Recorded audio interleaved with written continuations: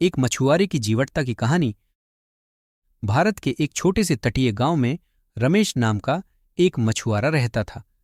वह अपनी बहादुरी और समुद्र में मछली पकड़ने की कला के लिए जाना जाता था। रमेश अक्सर दूर गहरे समुद्र में मछली पकड़ने जाता था और हमेशा बड़ी मात्रा में मछलियां लेकर लौटता था। लेकिन एक दिन समुद्र ने उसे परीक्षा में डाल दिया। जब रमेश समुद्र के बीच में था, तभी एक भयंकर तूफान आ गया।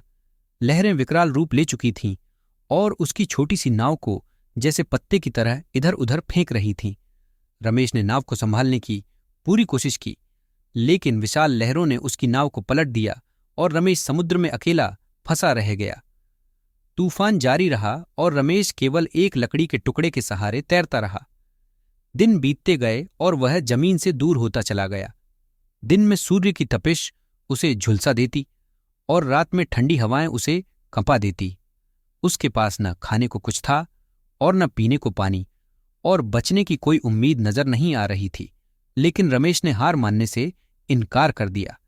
उसे अपने पिता द्वारा सिखाए गए समुद्र के सबक याद आए। वह जानता था कि घबराना बेकार होगा और इससे उसकी ऊर्जा बर्बाद हो जाएगी। इसलिए वह शांत रहा और अपनी ताकत बचाने की कोशिश करता रहा। उसने अपनी शर्ट में बारिश का पानी इकट्ठा किया और हाथों से मछलियां पकड़कर खाई।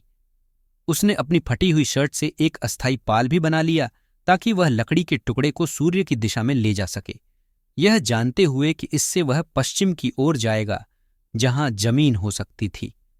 चौथे दिन रमेश ने क्षितिज पर एक आकृति देखी, एक जहाज।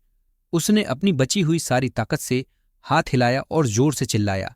जहाज के दल ने उसे देख लिया और जल्दी से उसकी ओर बढ़े। रमेश बचा लिया गया। वह कमजोर और थका हुआ था, लेकिन जिंदा था। जहाज के दल ने उसकी देखभाल की और अंततः वह अपने गांव लौट आया।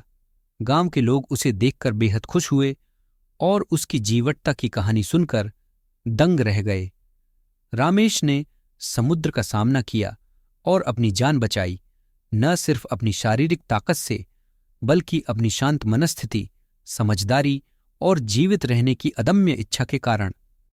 कहानी का नैतिक: संकट की घड़ी में शांत रहना और अपने ज्ञान व कौशल का उपयोग करना आपको सबसे कठिन परिस्थितियों में भी पार पाने में मदद कर सकता है। जब तक जीवन है, तब तक उम्मीद मत छोड़िए।